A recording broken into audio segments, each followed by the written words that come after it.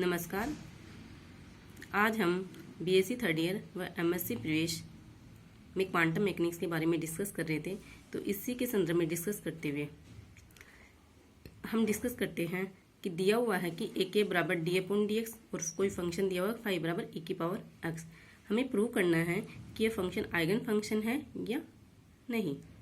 तो from definition of eigen function A के phi बराबर ए फाई, चूँकि ए के बराबर D upon D X, phi बराबर ए की पावर एक्स, तो इसका मान आएगा हमें 1 इंटू e की पावर एक्स। तो अतः ये प्रूफ होता है कि e की पावर एक्स एक आइगन फंक्शन है और जिसकी आइगन वैल्यूज 1 है। इसी प्रकार दूसरा क्वेश्चन कि फाई बराबर साइन 2x दिया हुआ है और operator D square upon D X square दिया हुआ है और दिया हुआ है कि फाई आइगन फंक्शन है for operator D square upon D x और हमें इसकी आइगन वैल्यू ज्ञात करनी है।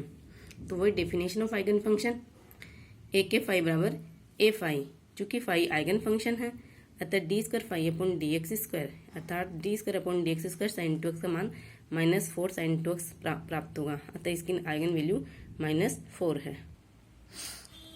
Operators in quantum mechanics. If A cap and B cap two operator हैं और F is a function which they operate, so for addition operator A cap plus B cap F बराबर A cap F plus B cap F. Similarly subtraction operator A cap minus B cap F बराबर A cap F minus B cap F. Multiplication operator A cap B cap F बराबर F double dash. इसमें सबसे पहले B cap को F पर phi पर operate करते हैं और हमें फाई डेस प्राप्त होता है। फिर ए केप को ऑपरेट करते हैं तो हमें फाई डबल डेस प्राप्त होता है। इसी प्रकार ए केप एफ बराबर होता है ए केप स्क्वायर एफ। जैसे दिया हुआ है कि ए केप बराबर डी अपॉन डी एक्स और फाई बराबर एक्स क्यूब, हमें ए केप स्क्वायर फाई की वैल्यू ज्ञात करनी है। चूंकि ए केप स्क्वायर फाई बराबर होता है ए केप इंटू ए केप फाई, यानी सबसे पहले एक ए केप को ऑपरेट करेंगे फिर दूसरे को ऑपरेट करेंगे। तो D upon D x x cube, तो सबसे पहले डी अपॉन डी एक्स को ऑपरेट करने पर हमें 3x स्क्वायर प्राप्त होता है। फिर D upon D x 3x square का मान 6x प्राप्त होता है। ये बात महत्वपूर्ण ध्यान रखने योग्य है कि A cap B cap F equal to not B cap A cap F. फिर डिस्कस करेंगे कि कम्यूटिंग ऑपरेटर के लिए A cap B cap F बराबर होता है B cap A cap F, अर्थात सबसे पहले एफ पर बी केप को ऑपरेट किया जाए फिर ए केप को ऑपरेट किया जाए, तो उससे जो वैल्यू प्राप्त होती है वही वैल्यू सबसे पहले ए केप को ऑपरेट किया जाए फिर बी केप को ऑपरेट किया जाए उस वैल्यू के बराबर प्राप्त होती है, तो वो कम्यूट ऑपरेटर कहलाते हैं। तो कम्यूट ऑपरेटर के लिए A cap B cap minus B cap A cap बराबर 0 होता है। तो इस स्थिति में ए केप व बी केप कम्यूट ऑपरेटर कहलाते हैं। अब हम डिस्कस करेंगे कि 1 डायमेंशनल बॉक्स के लिए श्रोडिंगर वेव इक्वेशन।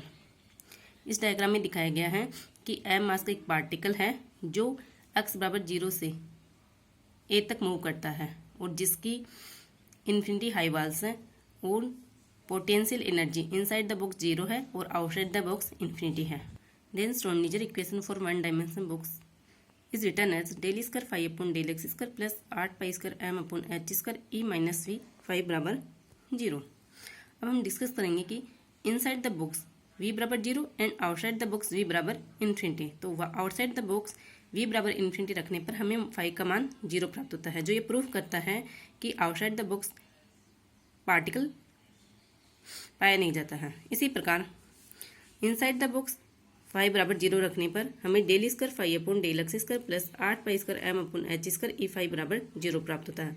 हम मानेंगे कि 8 pi square M E upon H square बराबर के स्क्वायर है, अतः ये equation del square phi upon del X square plus K square phi बराबर 0। Equation 6 ordinate second order differential equation है जिसका सॉल्यूशन है फाई बराबर ए साइन के एक्स प्लस बी कोस के एक्स, जहां ए व बी कॉन्स्टेंट है। अब कंडीशन लगाएंगे कि x बराबर 0 तो फाई बराबर 0। देन इक्वेशन 7 से b बराबर 0 प्राप्त होगा।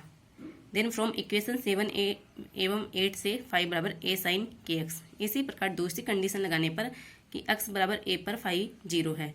देन फ्रॉम इक्वेशन 9 हमें साइन एन पाई बराबर 0 प्राप्त होता है, अर्थात साइन के ए बराबर 0 बराबर साइन एन पाई, अर्थात के बराबर एन पाई इम्प्लाइज दे के बराबर एन पाई अपॉन ए। अतः फाई बराबर A sine N pi A into अक्स प्राप्त होता है, वेयर एन बराबर 1 2 3 है और ए कांस्टेंट है। अब हमें कांस्टेंट ए का मान ज्ञात करना है। इसके लिए हम नॉर्मलाइजेशन ऑफ फाई करेंगे, क्योंकि हम जानते हैं कि the probability of finding the particle with in the box is 1 होती है। सो लिमिट लगाने पर 0 to a phi square D square 0 to a phi square D X बराबर 1। इसमें फाई स्क्वायर की वैल्यू रखने पर तो फाई बराबर A sine N pi x upon A रखने पर हमें प्राप्त होता है कि A square 0 to a sine square N pi A x D X बराबर 1। चूँकि हम जानते हैं कि एन स्क्वायर एक्स बराबर होता है 1 माइनस कोस 2x बट्टा 2। तो ये वैल्यू पुट करने पर हमें वह लिमिट लगाने पर √2a अपॉन प्राप्त होता है। अतः फ्रॉम इक्वेशन 10 से फाई बराबर √2 बट्टा a sine N pi X upon A, जो कि नॉर्मलाइज्ड जो कि 1 डायमेंशनल बॉक्स के लिए नॉर्मलाइज्ड वेव फंक्शन को रिप्रेजेंट करती है।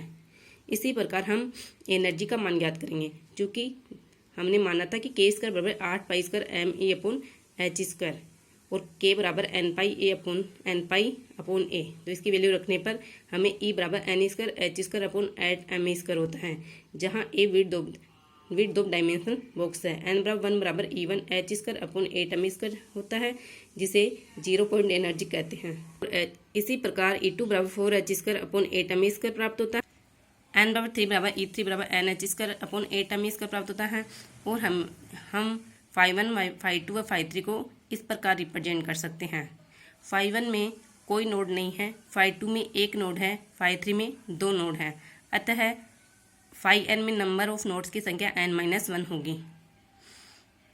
चूँकि वन डायमेंशनल बॉक्स में स्थित पार्टिकल नॉन डिजनरेट होते हैं, अर्थात इनकी ऊर्जा समान नहीं होती है। अब हम डिस्कस करेंगे कि Schrodinger wave equation for hydrogen atom. चूँकि Schrodinger wave equation for 3 dimensional box del square phi upon del X square plus del square phi upon del Y square plus del square phi upon del Z square plus 8 pi square M upon H square E minus V phi बराबर 0 होती है। अब Cartesian coordinate को polar coordinate में change करने पर Z बराबर 8 cos theta, x बराबर 8 साइन थीटा कोस फाई और वाई बराबर 8 साइन थीटा साइन फाई रखने पर हमें ये इक्वेशन प्राप्त होती है 1 upon R square del upon del R square del upon del R plus 1 upon sine theta del upon del theta sine theta del upon del theta plus 1 upon sine square theta del square del phi square phi plus 8 pi square mu upon H square E minus V phi बराबर 0, जहाँ mu reduce mass है। चूँकि potential energy होती है we बराबर minus के Z square, अतः हमें इक्वेशन 2 प्राप्त होती है। अब this equation 2 can be solve by separating the variable. अतः फाई बराबर R Y theta Z phi, जहाँ आर का फंक्शन है, वाई थीटा का फंक्शन है और जेड फाई का function. Then put the value of phi from equation 3 to in equation 2 and put the value of del phi upon del R, del phi upon del theta and del phi upon del phi in equation 7. Then we get equation 8. Then equation 8 divided from r by z and we get equation 1 upon r square r del upon del r square del r upon del r plus 1 upon y r square sin theta del upon del theta sin theta del y upon del theta plus 1 upon z r square sin square theta del square z upon del phi square plus 8 pi square mu upon h square e plus k z square upon r. अब multiply from r square sin theta. Then we get equation 9.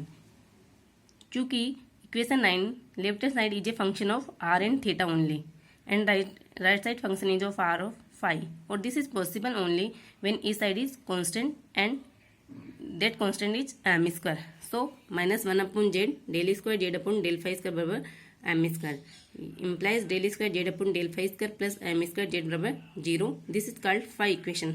इसी प्रकार sin is left hand side sin square theta upon r del upon del r square del r upon del r plus sin theta upon y del upon del theta sin theta del y upon del theta plus 8 pi square mu upon h square r square sin square theta e plus k z square upon r बराबर m square. Then divided this equation from sin square theta and that we get equation 11. If both our side are equal to constant beta, so we get equation theta equation and r equation. Then theta equation is one upon sine theta del upon del theta sine theta del Y upon del theta plus beta minus M square sine square theta Y बराबर 0। This is equation is called theta equation. इसी प्रकार R equation is one upon R square del upon del R square del R upon del R minus beta R upon R square plus 8 pi square mu upon H square E plus K Z square upon R into R बराबर 0। This equation is called R equation.